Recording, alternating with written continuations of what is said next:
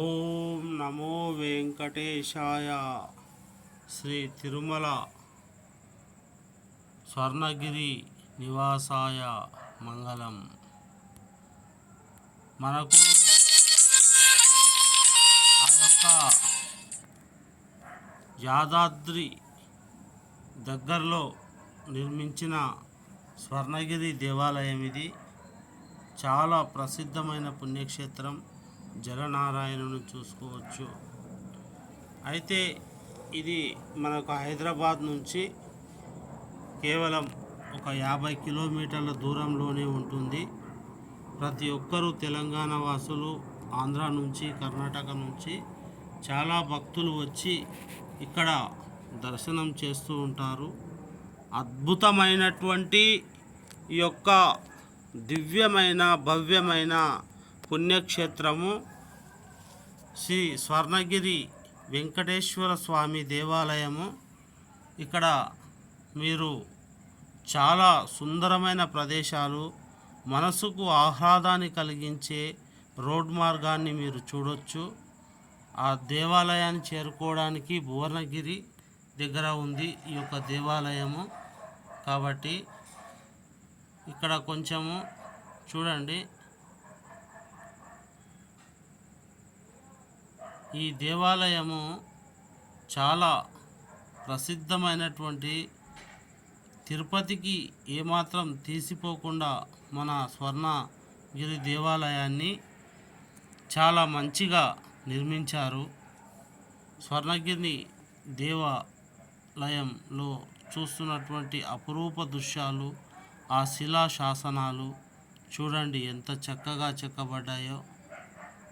ఈ యొక్క స్వర్ణగిరి దేవాలయం మనకు చూస్తున్నారు కదా ఎంత దేదీప్యమానంగా కనిపిస్తుందో.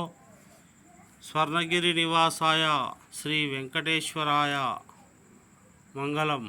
ఓం నమో గోవింద గోవింద. ఇప్పుడు మనము ఇక్కడ ఉన్నటువంటి సుందర ప్రదేశాలు మళ్ళీ చూడండి. ఎన్నిసార్లు చూసినా తనివి తీరని ఆ యొక్క గోవిందుని ప్రదేశాన్ని మీరు చూస్తున్నారు. ఇక్కడ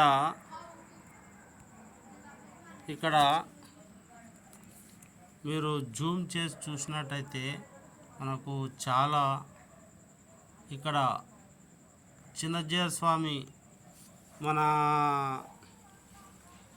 శంషాబాద్ దగ్గర ఏదైతే పెద్ద విగ్రహం, స్వర్ణ విగ్రహం నెలకొల్పారో ఆ యొక్క విగ్రహం కూడా ఇక్కడ ఉంది. చూడండి.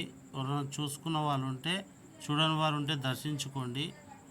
ఇది ద్వారము. ఈ ద్వారం నుంచి మనము లోపలికి పోవాలి. ఎంత పెద్ద ద్వారం అంటే చాలా పెద్దగా ఉంటుంది. ఫస్ట్ మనకు దర్శనం ఇచ్చేది శ్రీ చిన్నజీర స్వామి వారి యొక్క విగ్రహం. ఇక్కడ గేట్ చాలా పెద్దగా ఉంటుంది.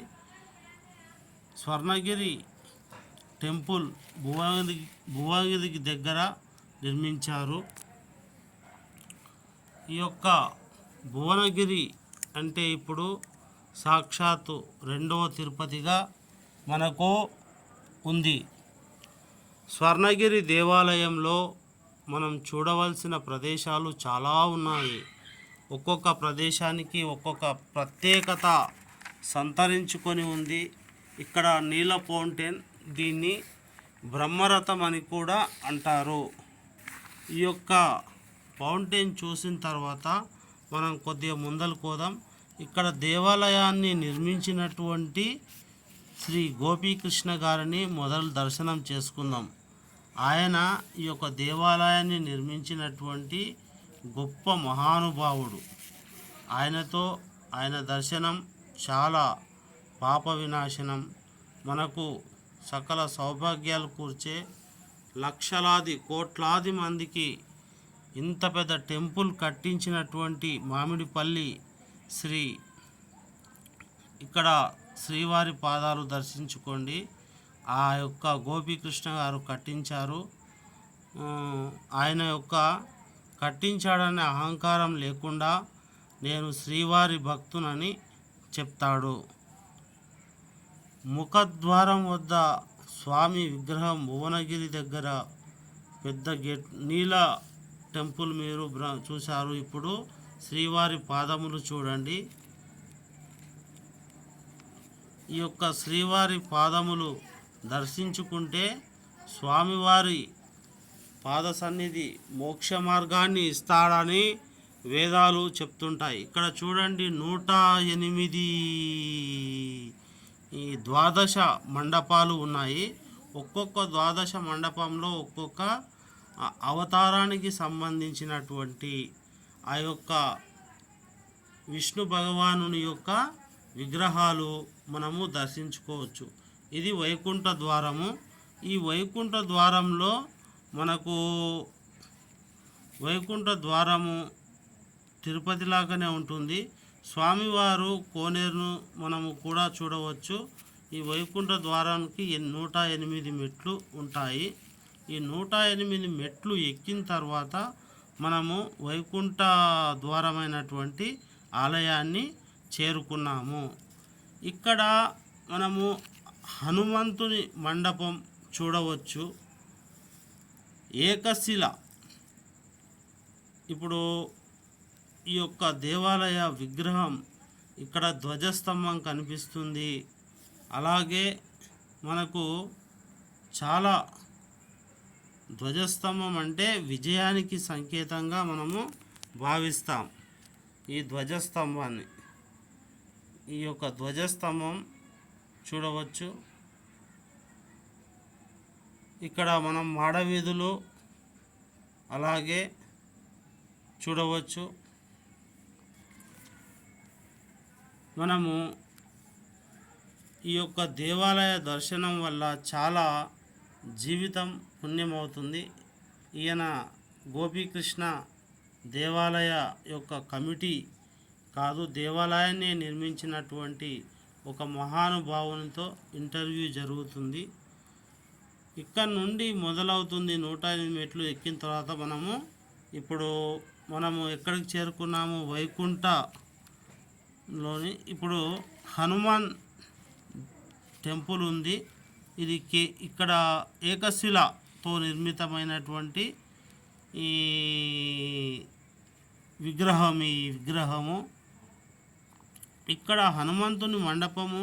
స్వామివారు ఏకశిల 125 అడుగుల ఎత్తు. స్వామి 30 అడుగుల లోతు ఉంటాడు. రథం చూస్తూ ఉంటే 75 ఫీట్ల ఎత్తు ఉంటుంది. ఈ విధంగా మనము ఆ భగవంతుని చూడటం, ఆ యొక్క హనుమంతుని దర్శనం చేసుకోవడం అనేటటువంటిది మన పూర్వజన్మ సుకృతంగానే భావించాలి. అలాగే హనుమంతుని చూసిన తర్వాత విగ్రహాన్ని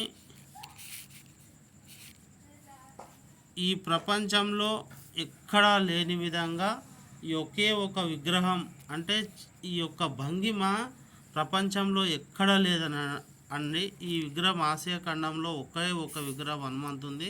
చిన్నపిల్లలు నాట్య భంగిమలో ఏ విధంగా ఉంటాడో ఆ విధంగా ఉంటుంది. ఇక్కడ చూడండి, రథం యొక్క ఆ యొక్క శకునం, ఆ యొక్క డిజైన్స్, తెలుగులో ఏమంటారు, డిజైన్స్ చాలా చక్కగా చెక్కారు. ఈ విగ్రహాలన్నీ ఈ నల్లరాయితో చెక్కించినారు. పూర్వము ఎక్కడైతే ఈ యొక్క విగ్రహం రాయంతా తిరుమల నుంచి తెచ్చారు. తర్వాత మండపం తయారీ 5 సంవత్సరాల కాలం పట్టింది ఈ యొక్క మండపం కట్టడానికి. ఈ భంగిమ ప్రపంచంలో ఎక్కడా లేదు. హనుమంతుని భంగిమ దేవాలయం స్వర్ణగిరి దేవాలయంలో మాత్రమే ఉంటుంది. ఈ భంగిమ 21 మంది కలిసి తయారు చేసినారు. స్వామివారికి పూజ చేయడానికి ఒక లిఫ్ట్ కూడా ఉంటుంది. ఎప్పుడు జరిగింది హనుమ అంటే ఇది 2015 అనుకుంటా. అప్పటి నుంచి ప్రారంభమై 2024 ఏప్రిల్ 10వ తారీఖు నాడు బ్రహ్మోత్సవం. ఆనాడు బ్రహ్మోత్సవం జరిగి అన్ని కార్యక్రమాలు పరిపూర్ణంగా జరుగుతాయి. అబ్బా ఎంత బాగున్నాయి చక్రాలు! ఈ యొక్క రథం చాలా బాగా ఉంది. ఈ అమ్మో బో ఎంతో చాలా బాగుందో! ఈ యొక్క రథాన్ని చూసిన వారిది జన్మధన్యం.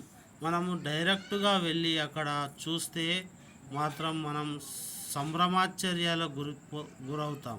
చూడండి, హనుమంతుడు చాలా ఇట్లా వంగి చూస్తున్నట్టుగా, నవ్వుతున్నట్టుగా, పిల్లలు చూస్తే చాలా చిరునవ్వులు చిందిస్తున్నట్టుగా కనిపించే ఈ యొక్క భంగిమ మనకు కేవలం ఈ యొక్క స్వర్ణగిరి దేవాలయం లోపలనే కనిపిస్తూ ఉంటుంది. ఈ భంగిమ అయితే ఇప్పుడు కోనేరు పోదాం. మనం కోనేరు కూడా ఉంది ఇక్కడ. 4 స్తంభాలు మరి మాడ వీధుల్లోకి వచ్చాము. ఇక్కడ చాలా రకాలైనటువంటి భక్తులు ఆనందోత్సవాలతో చూస్తున్నారు. ఇక్కడ శ్రీ లక్ష్మీ నరసింహస్వామి దేవాలయంలో ఉన్నటువంటి మూల విరాట్ స్వరూపాన్ని ఇక్కడ మనము దర్శించుకోవచ్చు. ఓం లక్ష్మీ నరసింహాయ నమః అని కూడా మనము చెప్తున్నాము. ఇది కోనేరు. ఈ కోనేరు చాలా పెద్దది. మనము మెట్లు దిగి కిందికి రావాలి. మెట్లు దిగి కిందికి వచ్చిన తర్వాత ఈ యొక్క కోనేరు మనము చేరుకుంటున్నాము.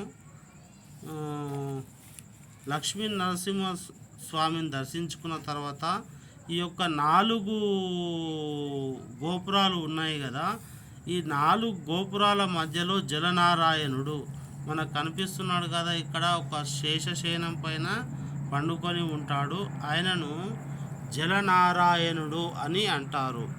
ఈ జలనారాయణుని ఎవరైతే స్పర్శించి మొక్కుతారో వాళ్ళకు ఒక పుణ్యఫలం లభిస్తుంది. వాళ్ళకు సంతాన భాగ్యము, అష్ట ఐశ్వర్యములు కలుగుతాయని నిదానముగా మనకు తెలుస్తుంది. అంటే సూర్యునికి అభిముఖంగా ముఖం చేసి ఆ జలనారాయణుని దర్శించిన వారికి పాడి పంటలు అవన్నీ చాలా బాగా పండుతాయి.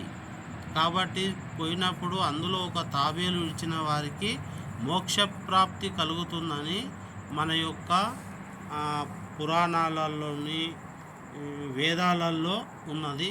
అలా మీరు ఒక మంచి తాబేలును తయారు చేసి ఒకవేళ వదిలారనుకోండి, వాళ్ళకు తప్పనిసరిగా శ్రీమన్నారాయణుడే మోక్షం ఇస్తాడని చెప్పినాడు. ఈ 4 గోపురాలు 4 వేదాలుగా చెబుతారు. మొదటిది నేపాల్లో ఉంది. రెండవది ఇక్కడ మన స్వర్ణగిరి దేవాలయమందు భువనగిరి దగ్గర ఉన్న యాదగిరి లక్ష్మీ నరసింహస్వామికి 20 కిలోమీటర్ల దూరంలో మాత్రమే ఇది ఉంది. ఇది సూర్యుని చూస్తున్నట్టుగా మనకు కనిపిస్తూ ఉంటుంది. అయితే ఇప్పుడు నీళ్ళు లేవు కదా, మరి నీళ్ళు లేకుండా ఎలా ఉందంటే, ఇంకా ఈ యొక్క గుడి నిర్మాణం జరుగుతుంది కాబట్టి నీళ్ళు వదలలేదు. తరువాత మీకు నీళ్ళు వదులుతారు. ఏప్రిల్ 10 లేదా 11 తారీఖు బ్రహ్మోత్సవం నాడు చక్రస్నానాలు కూడా జరుగుతాయి. వారి బరువు 60 టన్నులు ఇక్కడ ఉంటాడు. స్వామివారి బరువు 60 టన్నుల మహా భారీ విగ్రహం ఈ జలనారాయణుడు. ఇక్కడ 2000 మంది ఒకేసారి దర్శనం కూడా చేసుకోవచ్చు. అంత గొప్ప మండపం అండి. జలనారాయణుడుని మీరు చూడండి ఎంత పెద్దగా ఉన్నాడో. ఒక కాలు పైన కాలు ఇట్లా వంకరగా వేసుకొని హాయిగా నిద్రిస్తున్నట్టుగా చాలా చక్కగా ఉన్నాడు. ఈ యొక్క దర్శనం కేవలం ఇప్పుడు స్టార్టింగ్ దశలో నిర్మాణంలో ఉన్నది కాబట్టి మనం ఇంత మంచిగా వీడియో తీసుకొని చూపిస్తున్నాము.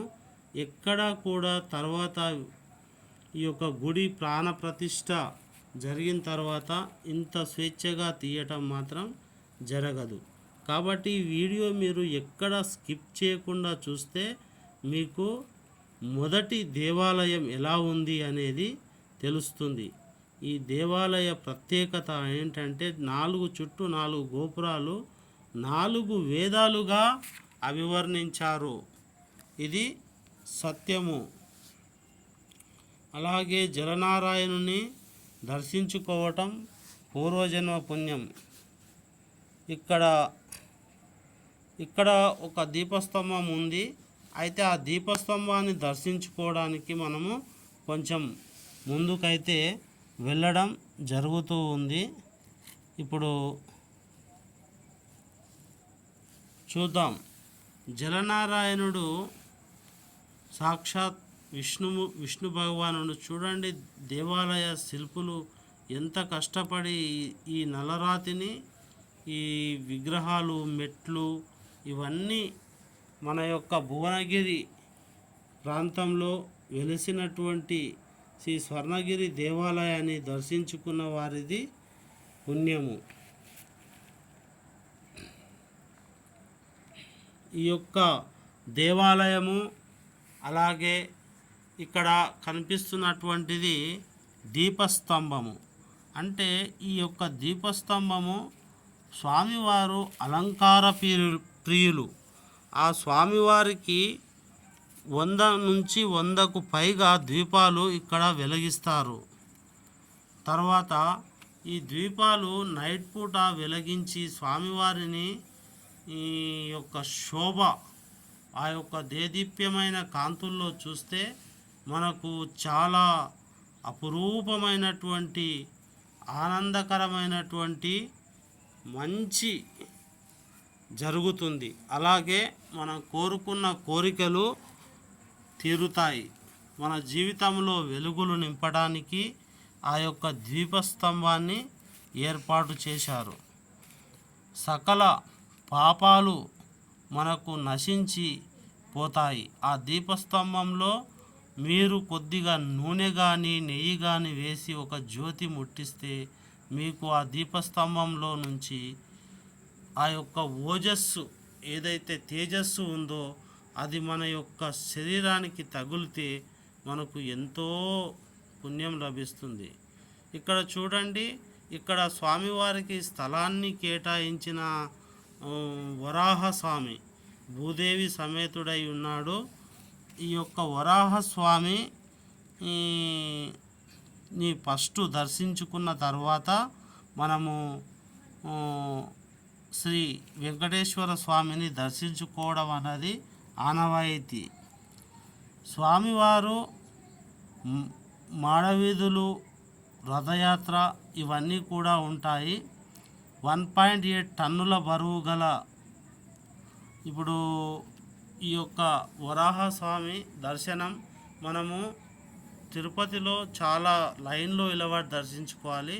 కానీ ఇక్కడ మనము స్వయంగా మనం దర్శించుకోవడం అన్నది మనకు చాలా, మన భువనగిరి దగ్గర యాదగిరి గుట్టలో హైదరాబాద్ నుంచి కేవలం ఒక 40 నుంచి 35 కిలోమీటర్ల దూరంలోనే ఉంది. తెలంగాణ వారు, ఇటు కర్ణాటక, మహారాష్ట్ర, భారతదేశంలో ఉన్న అన్ని ప్రాంతాల వారు వస్తారు. ఇక్కడ విజయగంట అనేది ఒకటి ఉంది చూడండి. ఈ యొక్క విజయగంట మండపం 1.7 టన్నులు అంటే 1700 కేజీల బరువు గల కంచుగంట. ఇది ఆసియా ఖండంలోనే పెద్దది. ఎందుకంటే ఇంత పెద్ద గంట ఎక్కడ లేదండి. దాని నుంచి వచ్చే వైబ్రేషన్స్ 1 నిమిషం నుంచి 5 నిమిషాల వరకు కూడా ఉంటాయి. శ్రీ గోపీకృష్ణ గారు స్వయంగా నిర్మించినటువంటి ఈ యొక్క దేవాలయం కాబట్టి మీరు ఆ యొక్క దివ్య క్షేత్రాన్ని, మనకు తెలంగాణకు హైదరాబాద్ నుంచి అయితే చాలా దగ్గర. ఇప్పుడు రేవంత్ రెడ్డి ఫ్రీ బస్సులు వేశారు కాబట్టి ప్రతి స్త్రీలు, మాతృమూర్తులు, పెళ్ళి కాని వారు అందరూ వెళ్ళి ఈ యొక్క క్షేత్రమును దర్శించి మీ యొక్క జన్మను స్వార్థకం చేసుకోండి. ఆ యొక్క మాడవీధిలో సంచరిస్తున్నట్టుంటే ఎంతో ఆనందం కలుగుతుంది. ఆ ఆనందాన్ని మీరు మిస్ కావద్దని కోరుకుంటున్నాను. అలాగే స్వామివారి మాడవీధులలో ఊరేగింపులు, రథయాత్ర ఉంటుంది. ఇక్కడ చూశారు కదా, ఈ యొక్క రథం పైన బ్రహ్మదేవుడు, ఇక్కడ గుర్రాలు ఎంత చక్కగా చెక్కబడ్డాయో చూడండి. ఈ యొక్క గుర్రములు 4 వేదాల్లాగా బ్రహ్మ మధ్యలో కూర్చున్నాడు. ఇలాంటి రథాన్ని అధిరోహించి ఆ యొక్క శ్రీమన్నారాయణ అవతారమైన గోవిందస్వామి, ఈ మన వెంకటేశ్వర స్వామి, వెంకటాచలపతి గోవింద గోవింద అంటూ మరి బ్రహ్మోత్సవాల రోజు ఊరేగింపులు చేస్తారు. ఈ విధంగా మనకు చాలా ఉన్నాయి ఇంకా చూడవలసిన ప్రదేశాలు. రాత్రిపూట మనము చూస్తే ఇంకా చాలా బాగుంటుంది ఈ యొక్క దివ్యక్షేత్రము. లైట్ల కాంతులలో దేదీప్యమానంగా వెలిగిపోతూ చాలా బాగుంటుంది. చూస్తున్నారు కదా ఈ యొక్క క్షేత్రము ఎంత పెద్దగా ఉందో. ఇక్కడ స్వామివారిని మాడవీధులలో మనము చెప్పులు వేసుకోకుండా నడిచి వెళ్ళాలి. ఎవ్వరి పాదాలకు చెప్పులు లేవు. ఇగో నైట్ పూట రాత్రిలో లైట్లలో ఆ యొక్క స్వామివారి ఆలయం ఎంత దేదీప్యమానంగా వెలిగిపోతుందో చూడండి. స్వర్ణగిరి దేవాలయము అంటే స్వామివారికి అనేక ప్రాంతాల నుంచి అనేక కోరికలతోటి ఇక్కడ వస్తూ ఉంటారు.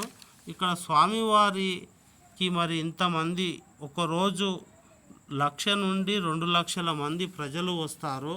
వారికి అన్నప్రసాదాలు, మరి స్నానాలు, వారికి వసతి ఎలా అంటే ఇక్కడ సావిత్రమ్మ వంటశాల అనేది ఒకటి ఉంది. జై శ్రీ గణేశాయ నమః. గణేశుని దర్శనం చేసుకోండి. తర్వాత విజయస్తంభం సంకల్పం బలంతో నిర్మించినటువంటి ఆలయం. ఈ యొక్క విజయస్తంభము శ్రీ మామిడిపల్లి విజయమ్మ గారు నిర్మించారు. ఆమె కుమారులైనటువంటి గోపీకృష్ణ గారు, వాళ్ళ అన్నగారు హరికృష్ణ ఈ యొక్క దేవాలయాన్ని నిర్మించినటువంటి వాళ్ళు. దర్శనము ఈ యొక్క ధ్వజస్తంభాన్ని పైన చాలా అపురూపమైన శిల్పాలు, అనేకమైనటువంటి మన సంస్కృతి సాంప్రదాయాలు, మన ఉపనిషత్తులు, వేదాలకు సంబంధించి ఈ యొక్క ఏకశిలతో నిర్మించినటువంటి ఈ యొక్క దేవాలయాన్ని దర్శించుకున్న వారిది పుణ్యమే అని నేను చెప్పగలను. ఎందుకంటే మనకు దగ్గరలో మన తెలంగాణ వాసులకు ఇది తిరుపతి అని చెప్పాలి. తిరుపతి వెళ్ళలేని వారు 600 కిలోమీటర్ల దూరంలో ఉన్న తిరుపతి మనకు 50 కిలోమీటర్ల దూరంలో ఉన్న ఈ యొక్క స్వామివారిని దర్శించుకోవడం. ఎలాగో యాదగిరి లక్ష్మీ నరసింహ స్వామి తానికి పోతాము, అక్కడి నుంచి ఇక్కడికి వచ్చి మీరు ఉచిత దర్శనం ఉంటుంది ఇక్కడ. అలాగే మరి దర్శనానికి 2 మార్గాలు ఉంటాయి. అర్చన చేసుకున్న వాళ్ళకు 50 రూపాయల టికెటు, అలాగే సర్వదర్శనం చేసుకునే వారికి ఉచిత దర్శనం కూడా ఉంటుంది. టికెట్ దర్శనం కేవలం 50 రూపాయలు మాత్రమే అని ఆలయ స్వామి సేవకులు చెప్తున్నారు. స్వామి సేవకుని ఆయన అంటారు. ఉదయం నుండి సమయం చూసుకుంటే ఉదయం 9 గంటల నుంచి ఓపెన్ ఉంటుంది. సాయంత్రం వరకు అయితే ఎప్పుడు రోజు లక్షల మంది వస్తుంటారు. 1 నుంచి 2 లక్షల మంది ఇప్పుడే. ఇంకా ముందల భవిష్యత్తులో అయితే మనం ఊహించడానికి చాలా పెద్ద కథనే ఉందని చెప్పాలి. ఈ యొక్క ఏప్రిల్ 10వ తారీఖు అయితే ఓపెనింగ్ అయితే అవుతుంది. మీరందరూ దర్శించుకొని పావనమై పవిత్రమై ఈ యొక్క దేవాలయాన్ని దర్శించుకుంటారని ఆశిస్తున్నాం. ఆంధ్ర, తెలంగాణ, గుజరాత్ అన్ని రాష్ట్రాల వారు, అలాగే తమిళనాడు, ఒరిస్సా, జార్ఖండ్, తర్వాత ఉత్తరప్రదేశ్, మధ్యప్రదేశ్ అన్ని రాష్ట్రాల వారు, కర్ణాటక, ఇలా అనేక రాష్ట్రాల వారు వచ్చి ఆ స్వామివారిని దర్శించుకుంటారు. రామరాజస్వామి దేవాలయం గురువు గారు ఈ యొక్క రంగరాజస్వామి వారు ఇక్కడ స్వర్ణగిరి దేవాలయం అనే బోర్డు చూడవచ్చు మీరు. ఆ యొక్క రోడ్ నిర్మాణాలు కూడా చూడవచ్చు. స్వర్ణగిరి టెంపుల్ భువనగిరి దగ్గర నిర్మితమైన ముఖద్వారం వద్ద చిన్నజీయ స్వామి విగ్రహం ఉంది. శ్రీ వెంకటేశ్వర స్వామి దేవాలయ దర్శనం మనము కొద్దిసేపట్లో చేసుకుంటాము. కాబట్టి మీరు చాలా శ్రద్ధతో ఎక్కడ స్కిప్ చేయకుండా చూడండి. మళ్ళీ ఈ యొక్క వీడియోలో ఆ యొక్క స్వామివారిని దర్శించుకునే అవకాశం ఇక్కడ చిన్నజీయ స్వామి, అలాగే ఆళ్వార్ స్వాముల వారిని మీరు దర్శించుకోవచ్చు. మీరు ఇప్పుడు స్వర్ణగిరి దేవాలయంలో మీరు అక్కడ ఉండి చూస్తున్నట్టుగానే మీకు భావన కలుగుతుంది. ఇంతటి మహాభాగ్యాన్ని మీకు అందిస్తున్నాము. మీరు ఫస్ట్ టైం నా ఛానల్ చూస్తున్నట్టయితే సబ్స్క్రైబ్ చేసుకోండి, లైక్ చేయండి. స్వామివారి పాదములు, ఆయన యొక్క దివ్య దర్శనం ఇక్కడ కలుగుతుంది. ఇక్కడ నుండి మొదలవుతుంది 108 ద్వాదశ తారామండల. అలాగే ఇక్కడ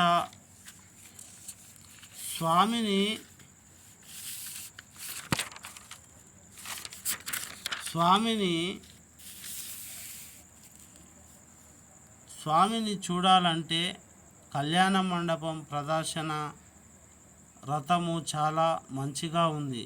గణపతి దేవాలయం, విజయస్తంభం, అలాగే బయలుదేరుదాం. ఏప్రిల్ 10వ తారీఖు ప్రచారం అర్హత.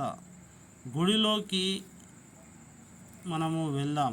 పండితులు, ప్రధాన అర్చకులు స్వర్ణగిరి వెంకటేశ్వర స్వామిని ఇక్కడ సువర్ణ స్వామి 16 కళలు ఉన్న స్వామికి 16 ఉపచారములు, సుప్రభాతం, ఆరాధన, అలాగే గణపతి హోమము, సహస్రనామ అర్చన, తీర్థప్రసాద గోష్ఠి, కళ్యాణం, అష్టదళ నివేదన, సుదర్శన ఆహ్వానం, విష్ణు సహస్రార్చన, సహస్ర దీపపల్క సేవన. అలాగే తిరుపతిలో ఏ విధంగా షోడశోపచారి 16 అడుగుల ఎత్తుల గల గరుడ వాహన సేవ, తిరుప్పావన సేవ, ఈ విధంగా శయనోత్సవం, ఈ విధంగా అనేక రకాలైనటువంటి సేవలు స్వామివారికి 16 రకాల సేవలు జరుగుతాయి. ఈ క్షేత్ర గర్భాలయం బంగారపు యంత్ర స్థాపన చేసి మరి తమిళనాడు, కాశీ, అనేక దేశాల నుంచి తెచ్చిన మట్టి అక్కడ స్వామివారి యొక్క అడుగు భాగంలో ఏం చేసినారంటే బంగారు యంత్రాన్ని స్థాపన చేసి ఈ సమస్తమైనటువంటి ఈ వారికి వాళ్ళ యొక్క కోరికలు తీర్చడానికి చాలా రకాలైనటువంటి ఈ దోషాల నివారణ కోసము ఆ యంత్రాన్ని స్థాపించారు. కాబట్టి మీరు దర్శించుకోండి. ఇది ఈ యొక్క స్వామివారు చెప్తున్న ప్రధాన అర్చకులు.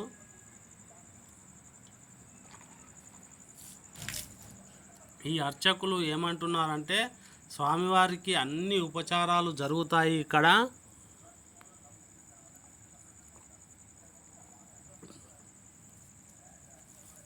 స్వర్ణగిరి స్వామివారు దివ్యక్షేత్రాన్ని చూసినంత మాత్రాననే మోక్ష మార్గం లభిస్తుంది అని చెప్తున్నాడు. ఇంత గొప్ప అదృష్టం మనకు ఈ యొక్క గోపీకృష్ణ, అలాగే చిన్నజీయర్ స్వామి, అలాగే మన రాష్ట్ర ప్రభుత్వము పెద్దలు, అలాగే వచ్చిన భక్తులు అందరూ ఈ యొక్క జలనారాయణుని, మన చిన్నజీయర్ స్వామీజీని, గణపతిని, లక్ష్మీ నరసింహస్వామిని, 108 శక్తిపీఠాలని, దశావతారాలు, మాడవీధులు ఇవన్నీ దర్శించుకుంటే అమితానందమైనటువంటి ఆనందము. ఆ యొక్క దివ్యక్షేత్రంలో 26 మంది అర్చకులు ఉంటారు. అందులో ప్రధాన అర్చకులు ఇక్కడ చెప్తున్నారు. దిట్టకవి, నా పేరు శ్రవణస్వామి, కళ్యాణ వేదిక మదన గోపాల స్వామిని మనము ఇక ముందుకెళ్ళి దర్శించుకుందాము. అలాగే పద్మావతి ఆలయాన్ని కూడా చూద్దాం పదండి. మనకు పద్మావతి ఆలయం అంటే స్వామివారి యొక్క అమ్మవారి కటాక్షణ మనకు లేకుంటే శక్తి లభించదు. కాబట్టి శ్రీ అమ్మవారి యొక్క దివ్య కటాక్షాన్ని పొందడానికి ఎన్నో జన్మల పుణ్యం ఉండాలి. అమ్మవారు అనుగ్రహిస్తే స్వామివారు మనకు ఆగ్రహించిన మళ్ళీ అనుగ్రహిస్తారు. కాబట్టి పద్మావతి అమ్మవారిని అలాగే మనము దర్శించుకుందాం. మదన గోపాలుడు అటువంటి ఈ దేవాలయం ఇక్కడ 10 చేతులతో మీరు వెళ్ళి చూస్తే నేను చెప్పిన విధంగానే కళ్ళకు కట్టినట్లుగా మీకు అక్కడ దగ్గర ఉండి నేను వీడియో తీసి మీకు ఏ విధమైనటువంటి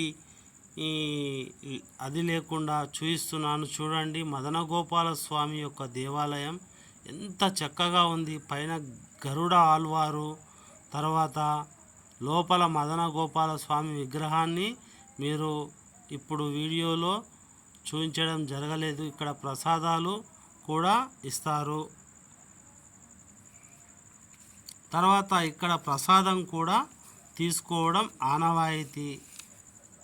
తర్వాత ఇప్పుడు మహా మండపం, యాగశాల, హోమములకు ప్రాకారం ఆధారము. అయితే మనము ఏ యొక్క స్వామివారి యాగాలు చేయాలన్నా, మరి స్వామివారికి ఏమన్నా మంచి కార్యక్రమాలు చేయాలన్నా ఇక్కడ స్వామివారికి ప్రత్యేకమైనటువంటి ఒక యాగశాలలు నిర్మించారు. అనేకమైనటువంటి హోమాలు, అనేకమైనటువంటి పూజ కార్యక్రమాలు జరిపించడానికి, లక్షలాది మంది జరిపించడానికి, వాళ్ళ కోరికలు తీర్చడానికి మొత్తము శిలారాతి కట్టడాలతో 1000 సంవత్సరాలైన చెక్కు చెదరకుండా ఉండే విధంగా నిర్మించారు.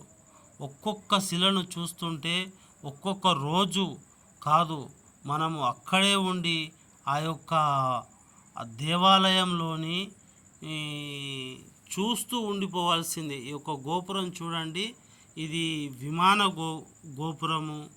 తర్వాత స్వామివారి క్యాలెండర్ కూడా ఉంటుంది. ఈ యొక్క క్యాలెండర్ స్వామివారిది కేవలం ఆ యొక్క ఏమిటంటే ఏ రోజు ఏ కార్యక్రమాలు జరుగుతాయో ఆ కార్యక్రమాలన్నీ కూడా ఆ యొక్క క్యాలెండర్లో ఉంటాయి. వాళ్ళ అమ్మ పేరు మీద గోపీకృష్ణ ఒక ధ్వజస్తంభాన్ని అయితే ఏర్పాటు చేశారు. ఆలయ మండపం చాలా బాగుంది, చూశారు కదా. నగర గోపురం, దీనిని వెంకట గోపురం, దక్షిణ గోపురం, విమాన వెంకటేశ్వర మండపం. ఈ విధంగా మనం ముందుకు పోతుంటే అన్నీ కనిపిస్తాయి, చూడండి. తర్వాత స్వర్ణగిరి నివాసాయ శ్రీ వెంకటేశ్వరాయ మంగళం. తర్వాత ఇక్కడ చూడండి, అద్దాల మండపం. స్వామివారిని ఎక్కడ నుంచి చూసినా మనకు ఆ అద్దాల మండపంలో ఇప్పుడు ప్రవేశం లేదు, కానీ స్వామివారిని ఆ అద్దాల మండపంలో కూర్చోబెట్టిన తర్వాత స్వామివారిని మనము అన్ని కోణాల నుంచి మనము చూడవచ్చు. ఈ విధంగా మనము స్వర్ణగిరి దేవాలయం, స్వర్ణగిరి వెంకటేశ్వర స్వామిని దర్శించుకుంటే తిరుమల స్వామిని దర్శించుకున్నట్టే. ఇప్పుడు ఇక్కడ చూడండి, మన వేదాలు, పురాణాలు, ఇతిహాసాల్లోని ఉన్నటువంటి అలనాటి ఇది విమాన గోపురము. మన విమాన గోపురాన్ని చూసి మనం దర్శించుకోవాలి. ఇక్కడ బంగారంతో చూస్తున్నటువంటి ఆ యొక్క వెంకటేశ్వర స్వామిని దర్శించుకొని మనము మొక్కితే కోరిన కోరికలు తీరుతాయి.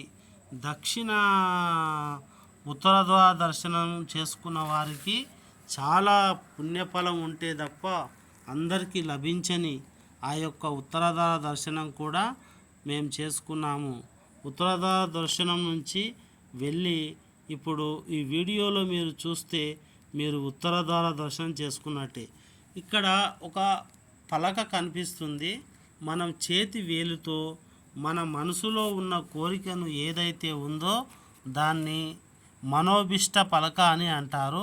స్వామివారిని తలుచుకొని మొక్కి దానిపై మనము చేతితో ఏదైనా రాస్తే మనకు ఆ యొక్క కోరిక తీరుతుందనే ఒక నమ్మకం, భగవంతుని పైన ఒక విశ్వాసం పెట్టి, పూర్ణ విశ్వాసం పెట్టి మనం రాస్తే ఆ యొక్క కోరిక మాత్రము తప్పక తీరుతుంది. ఇది ఉపనిషత్ సారాంశంలోని మన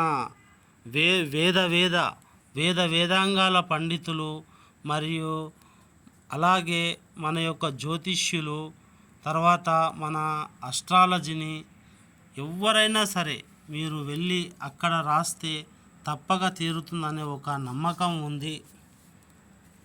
బంగారు బావి దగ్గరికి మనం వెళ్దాం పదండి. మరి స్వామివారికి చక్ర స్నానాలు అవన్నీ చేయాలంటే మరి ఏ విధంగా చేయాలి? ఇక్కడ ప్రసాదాలు కూడా స్వీకరిస్తారు. ఎంతమంది వచ్చారంటే ఇప్పటికీ కొన్ని లక్ష మందికి ఎట్టిండి ఆయన చెప్తున్నాడు. ఇది బంగారు బావండి. ఇక్కడ పోవడానికి ఎవరికి అనుమతి ఉండదు. 11వ తారీఖు కల్లా ఇక్కడ మొత్తం బంగారంతో రేకు అమర్చి స్వామివారికి ఇక్కడ నుంచే నీళ్ళు తీసుకుపోయి పైప్ లైన్ చూస్తారు కదా పక్కలపోటి, ఈ పైప్ లైన్ ద్వారా నీళ్ళు ఈ యొక్క బావిలోనికి వస్తాయి.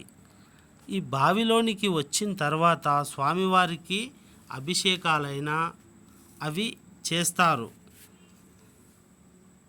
ఉత్తర ద్వార దర్శనం పుణ్యఫలం కూడా మనకు లభిస్తుంది. అయితే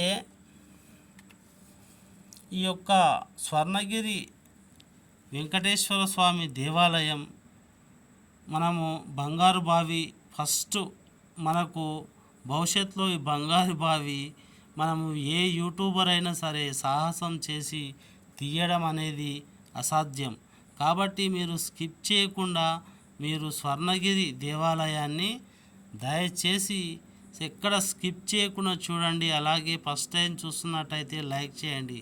ఇప్పుడు ఉన్నటువంటిది మాత్రం మిస్ కావద్దు. ఎట్టి పరిస్థితుల స్వామివారి దర్శనం కాబోతుంది. కాబట్టి మొదలు ఉత్తర ద్వార దర్శనం అనుకూలము. ఈ యొక్క కళ్యాణ మండపం ఆలయానికి మనం వెళ్తున్నాం. తర్వాత స్వామివారి దర్శనం అయితే జరుగుతుంది. అయితే అప్పటి వరకు ఈ యొక్క గోపురాలు శ్రీ మహావిష్ణువు ఏ విధంగా శేషశయనం పైన పండుకున్నాడో మీరు చూడండి.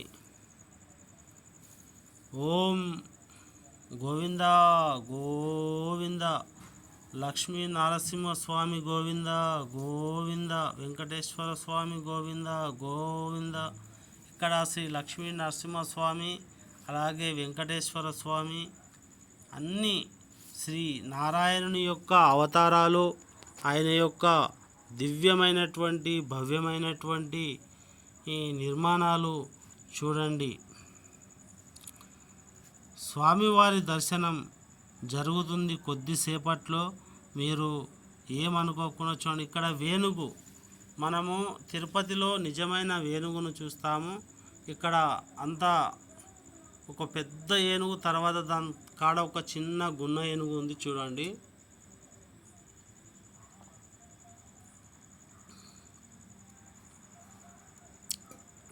ఇక్కడ స్వామివారికి ధ్వజారోహణం చేయడానికి ఏనుగులు అలాగే ఉంటాయి.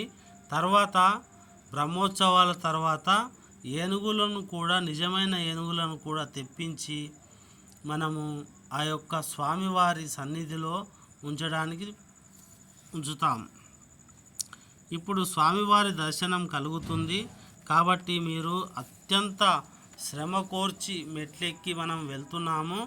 ఒకటేసారి మనము తిరుపతిలో ధనాధన్ ఒక్కొక్కరిని తోసేసినట్టు మెడలు పట్టి, అలా కాకుండా ఇక్కడ స్వామివారికి దర్శనం చేసే అదృష్టం ఎలా ఉంటుందంటే అసలు నా భూతో నా భవిష్యత్తు అన్న విధంగా ఉంటుంది.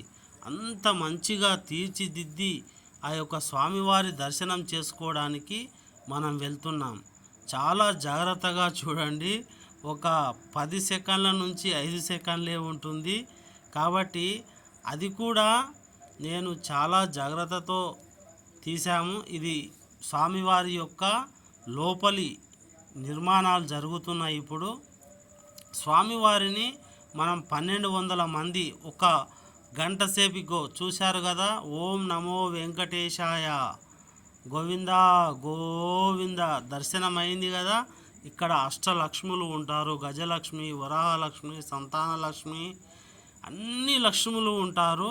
కాబట్టి శ్రీమన్నారాయణ ఇక్కడ పైన చూడండి, పుష్పాలు, కమల పుష్పాలు, తర్వాత చామంతి పువ్వులు, ఎన్నో రకాల డిజైన్లు చేస్తున్నారు. మీరు చక్కగా కూర్చొని ఆ స్వామివారిని 1200 నుంచి 1000 మంది వరకు కూర్చొని అర్ధగంట సేపు కూర్చొని తనివి తీరా చూసి మీరు బయటికి వెళ్ళొచ్చు.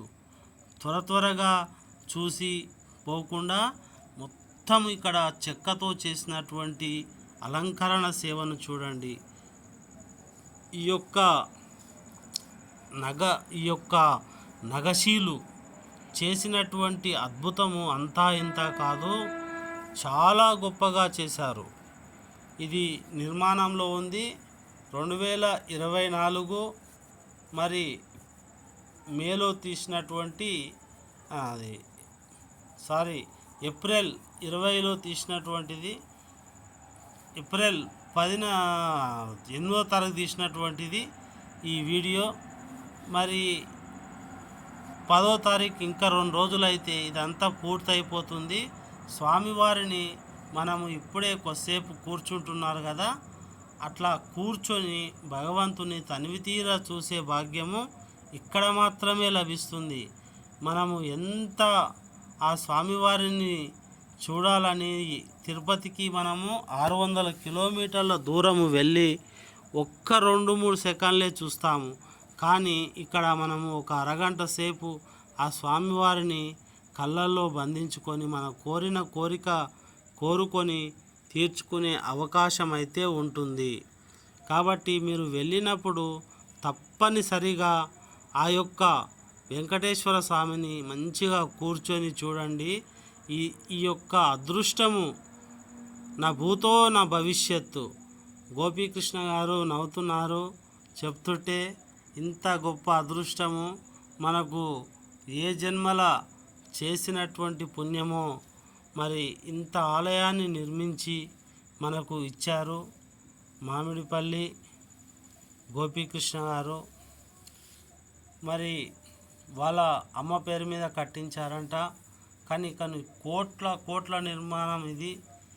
ఈ యొక్క స్వామివారి దర్శనం అయితే మీరు చూశారు, అది చాలా గొప్పది. దర్శనం చేసుకొని మనం ఇప్పుడు బయటికి వస్తున్నాము. ఇప్పుడు మనకు స్వామివారి దర్శనం అయిన తర్వాత మనకు కావాల్సింది ప్రసాదాలు. ఆ ప్రసాదాల గురించి తెలుసుకుందాము.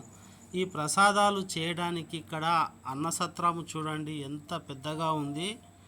ఈ అన్నసత్రము ఇక్కడ భోజనశాలకు పంపండి. మంచిగా లిఫ్టులు కూడా ఉన్నాయి. ఎవరన్నా చేతగాని వారు ఉంటే చాలా పెద్దగా ఉంది. ఒక్కసారి 1200 మంది లేదా 5000 మంది కూర్చొని తినే ఇది చిన్న కాదండి, చాలా పెద్ద భోజనశాల. దీన్ని సావిత్రమ్మ భోజనశాల అని కూడా అంటారు. శ్రీ వెంగమాంబ భోజనశాలతో సమానమైనటువంటి భోజనశాల. ఇక్కడ రోజు 2 లక్షల మంది వచ్చి అన్నప్రసాదాలు స్వీకరిస్తున్నారంటే మీరే అర్థం చేసుకోవచ్చు. ఇక్కడ వండేటివన్నీ మిషన్లే. ఇక్కడ చూస్తున్నారు కదా, అతిపెద్ద కిచెన్. ఇక్కడ అన్నం వండుతారు. అన్నం వండేటటువంటి స్టీమ్ ద్వారా స్టీమ్ అంటే నీటి ఆవిరి ద్వారా అన్నం వండుతారు. తర్వాత ఇక్కడ కనిపిస్తున్నటువంటి మిషన్ చపాతీలు చేస్తారు. ఈ చపాతీలు మరి ఒకేసారి ఒక గంటకు 1000 నుంచి 1500 వరకు మనకు ఇంకా చాలా మిషన్లు వచ్చేటివి ఉన్నవి. గంటకు ఇప్పుడు 1000 చపాతీలు చేసే మిషన్లు వచ్చాయి. అయితే మనకు వచ్చిన భక్తులందరికీ సరిపడే అన్నాన్ని మనకు ఈ యొక్క మిషన్లు మనకు చేకూరుస్తాయి. కాబట్టి మీరు కడుపు నిండా భోజనం చేసుకునేటందుకు ఈ యొక్క మిషన్ల ద్వారా అన్నాన్ని వండి వచ్చిన భక్తులకు తప్పనిసరిగా మరి వచ్చిన ఇక్కడ చపాతీలు ఇక్కడ నుంచి ఇక్కడ వచ్చి ఈ యొక్క ట్రే ఉంది కదా, డబ్బాలాగా, అందులో పడతాయి. అక్కడి నుంచి మనము తీసుకొని మన యొక్క భోజనశాల ఏదైతే ఉందో ఆ భోజనశాలకు వెళ్ళి అక్కడ భక్తులకు మనం వడ్డించడమే. తర్వాయి ఎవరైనా ఒక్క పొద్దులు ఉన్నవారికి చపాతీ పెడతారు, లేదా దోశ, వడ. వాళ్ళు కోరుకున్నటువంటి భోజనము ఇచ్చే ఏకైక దేవాలయం ఏదైనా ఉందంటే అది మన స్వర్ణగిరి దేవాలయమే. ఈ ఎర్రశాలువ కండువ వేసుకున్నటువంటి వారు గోపీకృష్ణ దేవాలయాన్ని కట్టించిన వారు. ఇక్కడ చూడండి, మనకు అన్ని సదుపాయాలు ఉన్నాయి. మరి పెద్ద పెద్ద వీటిపైన ఇడ్లీ, దోశ, పూరి, వడ అన్నీ కూడా చేసి ఇస్తారు భక్తులకు. ఇలాంటి గొప్ప సిస్టమ్ ఇప్పుడు టెక్నాలజీ అభివృద్ధి అయింది కాబట్టి మనుషులు కూడా అవసరమే. వీటితో తయారు చేసి 1,00,000 మంది వచ్చినా కూడా మనకు ఇచ్చే సదుపాయం ఉంది. అన్నదానం వండే బాయిలర్స్, దోశలు కూడా చేస్తారు. 2000 నుంచి 5000 ఒక్క గంటకు వస్తాయి. చాలామంది మురళీకృష్ణ అన్న దేవాలయం నిర్మించిన దాతలు. స్వామివారిని ఇక చూసాము మనం. కళ్యాణ మండపం చూసాము. రథం చాలా బాగుంది. గణపతి దేవాలయం, అలాగే యజ్ఞస్థలం, మామిడిపల్లి విజయమ్మ స్థాపించిన విజయస్తంభం.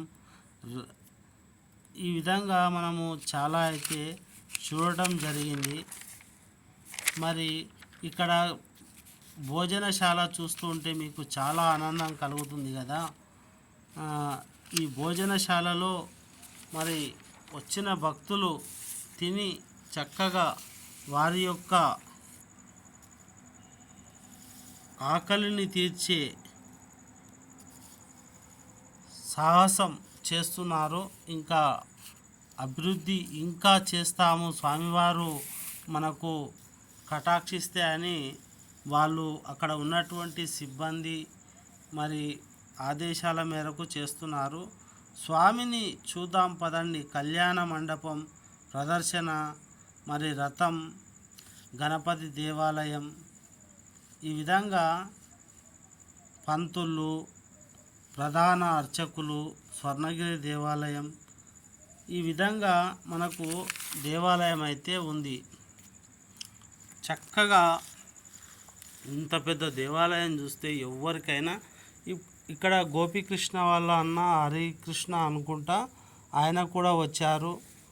ఈ యొక్క స్వామివారు అనుగ్రహిస్తే మేము ఇంకా స్వామివారి సేవ చేయాలని ఆయన ప్రణమిల్లుతూ నమస్కరిస్తూ వినయపూర్వకంగా గౌరవ సూచకంగా ప్రజలందరికీ తెలియజేస్తున్నారు. ఎంతటి గొప్ప మహానుభావులు. ఇక్కడ చూడండి, వరిచేళ్ళు, చుట్టూ వనాలు, మంచి ఆహ్లాదకరమైన వాతావరణము, మనము ఈ యొక్క దేవాలయ దర్శనము, పాప వినాశనము, అలాంటి దేవాలయాన్ని దర్శించుకున్న మీ జన్మధన్యం. ఇక్కడ కోనేరుకు ఒక పెద్ద చెరువు ఉంది చూడండి, నీటి కొలను. అది మామూలుగా ఉండదు. ఇక దేవాలయ దర్శనం అయింది మనకు. వెంకటేశ్వర స్వామిని దర్శించుకున్న తర్వాత ఇక్కడ వచ్చి స్త్రీలు కానీ పురుషులు కానీ దేవాలయంలో ముచ్చటించుకోవడం ఆనవాయితీ. వాళ్ళు బాగున్నావా అక్క, బాగున్నా, మీరేం చేస్తున్నారు అని పలకరింపులు. కుటుంబాలతో వస్తారు కాబట్టి నవ్వుకోవడం ఆ విధంగా జరుగుతుందండి.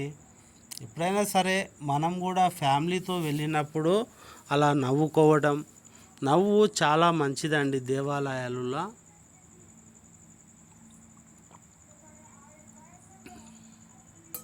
బాగా నవ్వుకొని మంచి మంచి మాటలు మాట్లాడుకొని మీరు చూడండి, ఇది చాలా గొప్ప విషయం.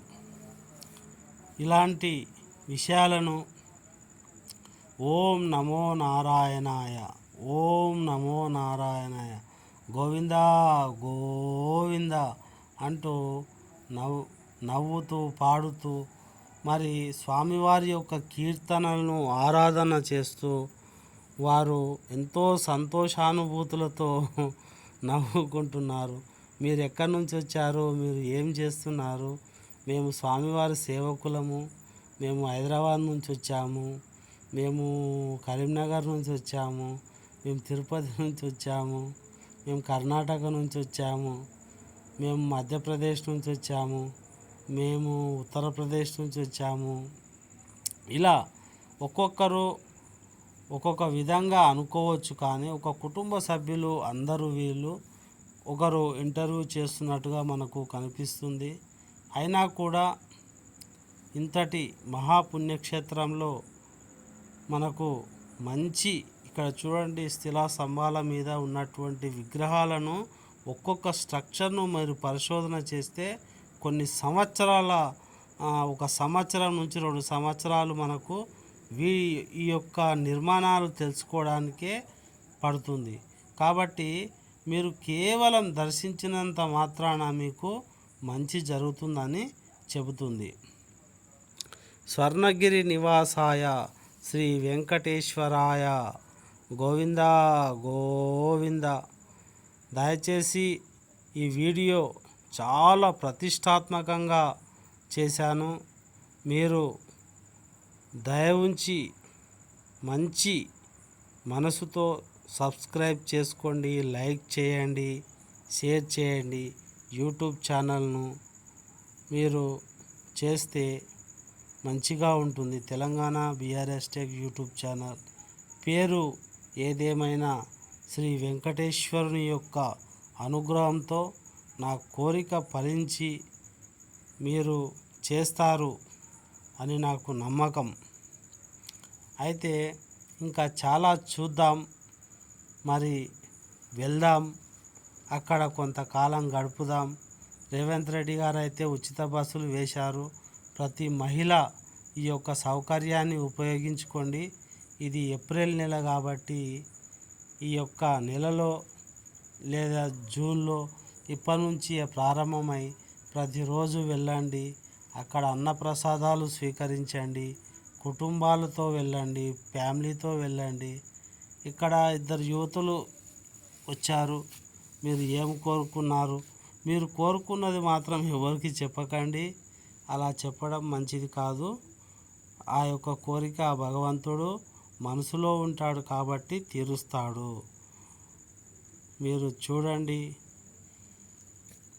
ఏముంటుందండి, చాలా యువకులకు మంచి పెళ్ళి కావాలి, మంచి వరుడు కావాలి, లేకుంటే పెద్దవారికి మాకు మంచి అల్లుడు కావాలి, మంచి ధన ప్రాప్తి కలగాలి, ఇల్లు వాహనం, ఇలాంటి కోరికలు చాలా, అయితే ఎక్కువ ఇలాంటి కోరికలే ఉంటాయి. అవన్నీ కోరికలు తీర్చే కల్పవృక్షం లాంటి మన వెంకటేశ్వర స్వామి భువనగిరికి యాదగిరి లక్ష్మీ నరసింహస్వామి దేవాలయం నుంచి 20 కిలోమీటర్ల దూరంలోనే ఉంది. మన హైదరాబాద్ నుంచి అయితే ఒక 50 కిలోమీటర్ 35-40 కిలో దూరంలో ఉంది. వెళ్ళండి, ఫ్రీ బస్. మన యొక్క స్త్రీలను గౌరవించే ఏకైక యొక్క ప్రభుత్వం రేవంత్ రెడ్డి గారి ప్రభుత్వం. ఇక్కడ చాలా పెద్దవారు ఏదో మాట్లాడుకుంటున్నారు దేవాలయం వెనుక. ఈ విధంగా మీరు వెళ్ళి దర్శించుకుంటే చాలా మంచిది. పోయి దర్శించుకోండి. స్వర్ణగిరి నివాసాన్ని దర్శించుకున్న తర్వాత మీకు అన్ని కోరికలు నెరవేరుతాయని మేము హామీ ఇస్తున్నాము. అలాగే మీరు శ్రీ వెంకటేశ్వర స్వామిని దర్శించుకున్నారు.